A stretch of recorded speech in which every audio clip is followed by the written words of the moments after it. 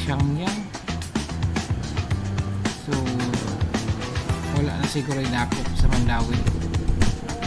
Ultimo enforcer sa loob na mag-Shangyang.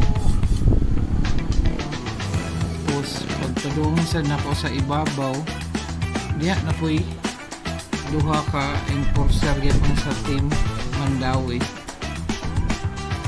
Nagsulob lang yapon, nagsulob sila o Shangyang yapon na yung ambot lang kaha. Sugar ba kayo sila manakop kung mga Shangyang na helmet kanya sila mismo mga violator man ay klaro tayo helmet ni Shangyang sa dua ka enforcer.